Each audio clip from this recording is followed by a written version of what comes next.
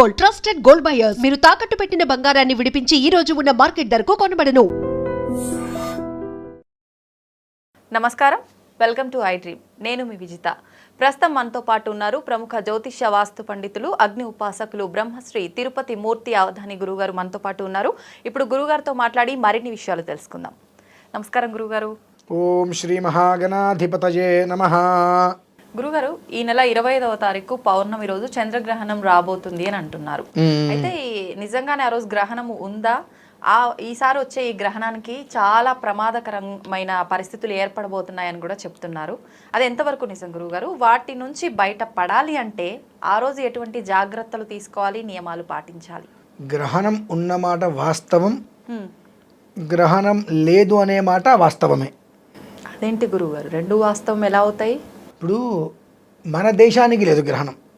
Okay. అసలు మన దేశానికి గ్రహణ ఛాయ కూడా లేదు, కానీ గ్రహణం ఉంది కాబట్టి వాస్తవం.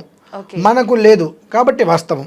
లేని దానికి నియమాలు ఎక్కడి నుంచి వస్తాయండి? నేను చూసా, ఈ నక్షత్రం వాళ్ళకి ఇది బాగుంటుంది, వీళ్ళకి ఇది పట్టబోతుంది అనుకుంటారు, అనిపించింది. అసలు గ్రహణమే లేదు మనకు. భారతదేశానికి ఎక్కడా కూడా ఒక ఛాయ కూడా, నీడ కూడా గ్రహణానికి సంబంధించింది లేదు.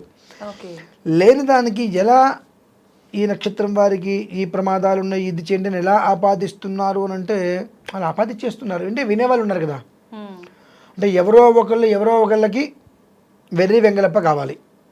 నేను అంటున్నాను కదమ్మా. ఎందువల్లంటే పంచాంగంలో స్పష్టంగా ఈ గ్రహణానికి మనకు ఎలాంటి సంబంధము లేదు.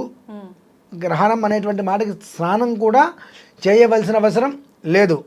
కాకపోతే మనకు అనాది నుంచి గ్రహణం పట్టు విడుపు స్నానాలు అనేటువంటిది ఆచరణలో ఉన్నాయి కాబట్టి సెంటిమెంట్గా ఫీల్ అయితే చేయండి, మినహాయిస్తే స్నానంతో కూడా సంబంధము లేదు అనేటువంటిది చెప్పబడింది పంచాంగంలోనే. అంటే ఆ నమ్మకం ఉంది అని నమ్మే వాళ్ళని స్నానం ఆచరించాలి. ఒకవేళ ఆచరించాలి అంటే ఎట్లా ఆచరిస్తారు గురుగారు? సమయం గ్రహణం సమయం ఉంది, ఆ గ్రహణ సమయం అందులో ఒక సమయం అనేది ఉంటుంది. ఏ సమయానికి ఉంటుందో ఆ సమయానికి స్నానం చేయటం. అంటే లేని దానికి దేనికంటే అంటున్నా. అసలు ఇప్పుడు అది సెంటిమెంట్ అని అంటున్నా. సెంటిమెంట్ అనేటువంటి దేనికి ఉపయోగం? దేనికి ఉపయోగం లేదు. బకెట్ నీళ్ళు వేస్ట్. అసలు హైదరాబాద్లో నీటి కరువు బాగా ఉంది. బకెట్ అంటే అలాని కదమ్మా నేను అనేది. అంటే ఉన్నదాన్ని మనం చెయ్యకపోతే ఎంత ప్రమాదమో, లేని దాన్ని చేస్తే అదే ప్రమాదం తిరిగి వస్తుంది మనకు. ఖచ్చితంగా నేను చెప్పాను, వాళ్ళు చెప్పారు, ఇంకొకరు చెప్పారు, విషయం పక్కన పెడితే పంచాంగంలోనే గ్రహణం లేదు, గ్రహణం ఉంది, రెండు రాసి ఉంది. అంటే ఏంటి? మన దేశానికి గ్రహణం లేదు, అమెరికా అటువైపు వాళ్ళకి గ్రహణం ఉంది. వాళ్ళకి మనకు సుమారుగా 12 నుంచి 13 గంటల సమయం ఉంది.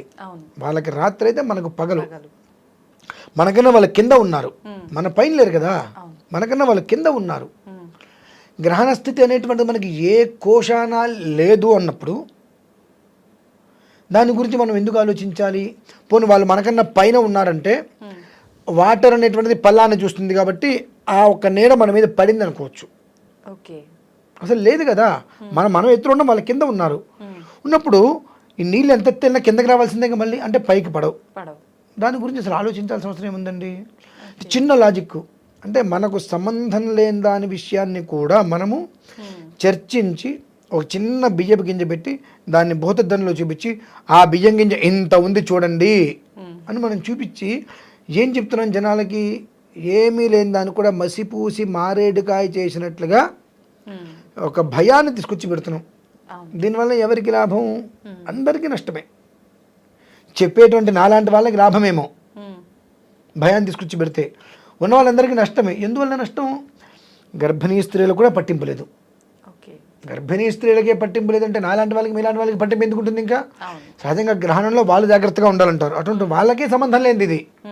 సామాన్యమైన మనిషికి అస్సలు సంబంధమే లేదు. కాబట్టి దీని గురించి ఏదో ఉంది, ఈ నక్షత్రానికి బాగాలేదు, ఆ నక్షత్రానికి బాగాలేదు, ఆ రాశి వారికి బాగాలేదు అని చెబుతుంటే ముందు అవి చూడటం మానేయాలి. అవి చూస్తే ఏమీ లేకపోయినప్పటికీ కూడా ఏదో ఉంది అనేటువంటిది ఇక్కడ ఒక భయం పడిపోతుంది. ఈ భయం ఏం చేస్తుంది? మనం బయటకు వెళ్తుండగా ఎదురు దెబ్బ తగులుతుంది. ఆయన గ్రహణానికి ఏదో ఉంది, ఆయన చెప్పారు, అందుకని ఎదురు దెబ్బ తగిలింది. మన భయం వల్ల తగిలిందని మనం అనుకోవట్లా. కాబట్టి అంటే ముందు ఇటువంటి ఏదైనా ఉంటే చూడటం మానేస్తే సగం మనల్ని మనం బాగు చేసుకున్నట్టే. కాదు నేను చూస్తాను చెందుతాను అనుకుంటే మంచిది, శుభం. నువ్వు విజయవాడ వెళ్ళాలి, ఏ బస్సు ఎక్కాలి మీరు? విజయవాడ వెళ్ళే బస్సు ఎక్కాలి. శ్రీశైలం వెళ్ళే బస్సు ఎక్కుతా అంటే అదట్ట విజయవాడ వెళ్తుంది. మీరు ఎక్స్ప్రెస్ ఎక్కండి, ప్యాసింజర్ ఎక్కండి, లేదంటే ట్రైన్ ఎక్కండి, ఫ్లైట్ ఎక్కండి, కార్ ఎక్కండి, విజయవాడ వెళ్ళేది ఎక్కితే మీరు విజయవాడ వెళ్తారు. కానీ సూపర్ ఫాస్ట్ ఎక్స్ప్రెస్ అని చెప్పి నేను కాకినాడ వెళ్ళేది ఎక్కుతాను, కాకినాడ కాదు తిరుపతి వెళ్ళేది ఎక్కుతాను, లేదంటే ఇంక శ్రీశైలం వెళ్ళేది ఎక్కుతాను అంటే అది విజయవాడ ఎందుకు వెళ్తుంది అంటే ఆలోచన. చాలా వేగంగా వెళ్తుంది బస్సు అంటే ఎంత వేగంగా వెళ్ళి విజయవాడ వెళ్తుంది కదా.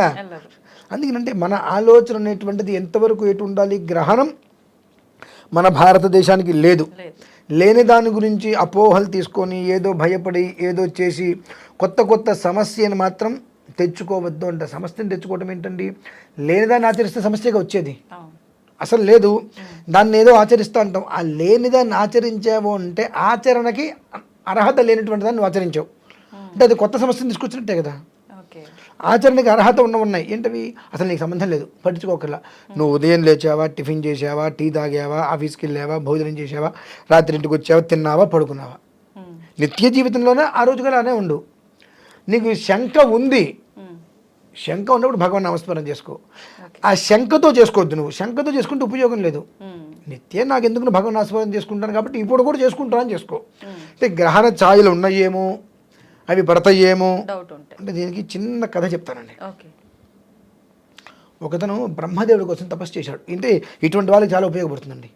బ్రహ్మదేవుడి కోసం తపస్సు చేశాడు. 1000 సంవత్సరాలు చేశాడండి. మన ఆ సామాన్యమైన మనవుడు చేయలేడు కదా. 1000 సంవత్సరాలు బ్రహ్మదేవుడికి తపస్సు చేస్తే ఆయన కరుణించాడు. నీకేం కావాలి అంటే ఏమనుకుంటే జరిగే వరం కావాలని కోరుకున్నాడు. నేను ఏదనుకుంటే అది జరగాలి కోరుకున్నాడు. ఒక్కసారి బ్రహ్మదేవుడు ఆలోచించవయ్యా అన్నాడు. ఏయ్ షట్, నేను తపస్సు చేశాను, నువ్వు వచ్చావు, నేను అడిగిన వరం నువ్వు ఇవ్వన్నాడు. నీ కర్మ అంటూ ఇచ్చేశాడు. అదేంటండి, ఏమనుకుంటే జరిగే వరం అంటే కర్మ ఎందుకు అవుతుందని అనిపిస్తుంది కదా కదా. ఏమనుకుంటే జరిగే వరం అంటే ఓ బ్రహ్మాండం ఏదైనా కోరుకోవచ్చు, ఇంకా దీని కర్మ ఏంటి అనిపిస్తుంది. వీడు 1000 సంవత్సరాలు జపం చేసుకున్నాడు కదా. ఆ తర్వాత ఈ మొత్తాన్ని వీడు తిప్పుకున్నాడు, ఇంటికి వెళ్ళాడు. మరి వాడు తిప్పుకున్నప్పుడు తన భార్య నేను ఇంటికి వెళ్తాడు, నా భార్య నాకు ఎదురుకుండా రావాలని కోరుకున్నాడు. తను ఇంటికి వెళ్తాడు, తన భార్య ఎదురుకుండా వస్తుంది. ఆమె కూరలు విరబోసుకుని తెల్లటి చీర కట్టుకుంది. ఆమెను చూసి అది దయ్యమేమో, నన్ను మింగేస్తుందేమో అనుకున్నాడు. అయిపోయింది. ఆయన జాగ్రత్తగా ఆలోచించిన ఆయన నువ్వు అన్నాడు. ఇప్పుడు మీకు కూడా డౌట్ వచ్చింది, ఎందుకు ఏమనుకుంటే జరిగే గొప్పది కదా అని అనుకున్నారు మీరు. అనుకోగానే నా భార్య నాకు ఇంట్లోకి వెళ్ళగానే ఎదురుకుండా రావాలని కోరుకున్నాడు. వాడు ఇంటికి వెళ్తాడు, తన భార్య ఎదురుకుండా వచ్చింది. చక్కగా తెల్ల చీర కట్టుకొని తను కోరుకున్నాడు, తెల్ల చీర కట్టుకోవాలి, కుర్రులు గాల్లోకి ఎగురుతుండాలని కోరుకున్నాడు. సడన్గా చూడంగానే దయ్యమేమో నన్ను మింగుతుందేమో అనుకున్నాడు. ఆవిడ దయ్యమైంది, వీడిని మింగేసింది. వీటి 1000 సంవత్సరాలు తపస్సు చేసి ఏంటండి ఫలితం? అలా నీది కూడా అమ్మ. అంటే చెప్తే నవ్వులాటగా ఉంటుంది, కానీ అనవసరమైన దాంట్లో వేలు పెట్టి అది తలకి చుట్టించుకునే దానికన్నా నమస్కారం చేసుకుని పక్కకి తిప్పుకోవడం చాలా శ్రేయదాయకం. అది పరిస్థితి. మొత్తానికి గ్రహణ ఛాయలు ఎక్కడా కూడా మన భారతదేశం పైన లేవు. నియమాలు అవసరం లేదు, భయపడాల్సిన అవసరం అంతకన్నా లేదండి. లేదండి. ఓకే, థ్యాంక్ యూ గురువు గారు.